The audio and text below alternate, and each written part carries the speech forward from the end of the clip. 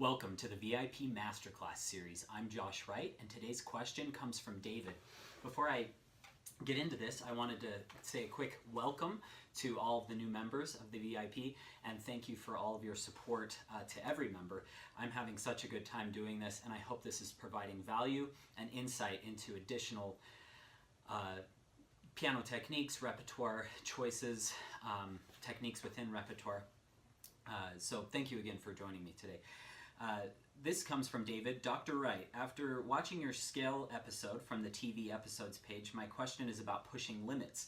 I'm an older 53-year-old first student, and I'm beginning to work on scales. I found that your one-click method of bumping up the beats per minute by a click or two at a time to be quite effective. After all, what's one click?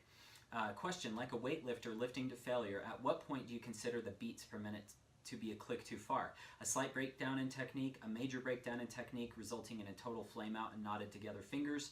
Or would you consider good technique to be paramount and not to go one click higher than what you can play well? How does one push a bit without getting into bad habits? Thanks and cheers for the VIP section idea. All the best, David.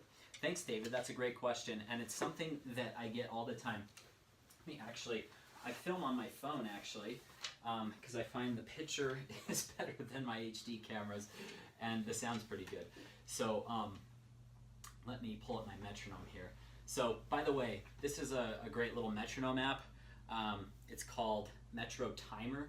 I like it because it's loud and it's free, and you can also tap the beat. So if you're like, let's say that you're at this tempo, and you can't get it faster than that. First of all, you can tap your beat. It's about 60. Okay, we'll higher it just a little bit. Okay. So let's take F major for instance.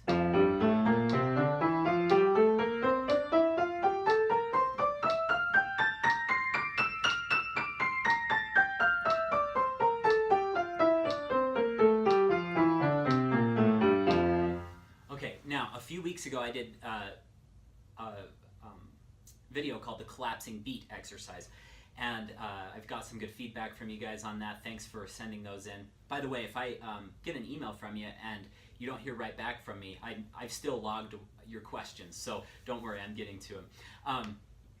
First of all, let's say that you're trying to push, that your ultimate goal is 120. My favorite things to do with students is to have landmarks of about 60 beats per minute and then to go up by 20s. And once you get to 120, that's a great goal. Usually by the time I get through all the skills with my students, whether they're not naturally talented at all or really naturally talented, almost every single one of them can play 120, at least on one scale. By the time they get through all their scales, they can at least, maybe play C major by that time at 120. So that's a great goal. Let's say that you're trying to get to 120, okay? So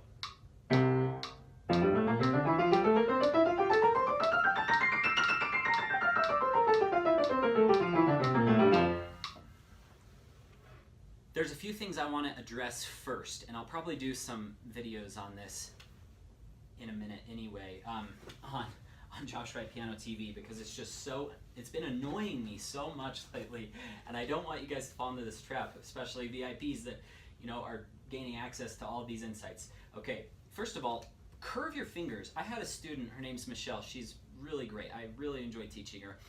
She's probably, I'm a terrible judge of age, but between 30 and 40, I have no idea. But she has been really progressing a lot, and she could not get up to 120. She could always get to 110, and it was because her joints kept collapsing. Okay, so you don't want to have any collapsing joints. Pull those joints in, play straight down into the key from your bottom joint down. Okay, so that's the first piece of advice. Second, look at your... Thank you so much for watching. I've listed 2 links in the description below. One of them is to download this full video that you've just watched the sample for. The other is to view the entire library of VIP Masterclass series videos.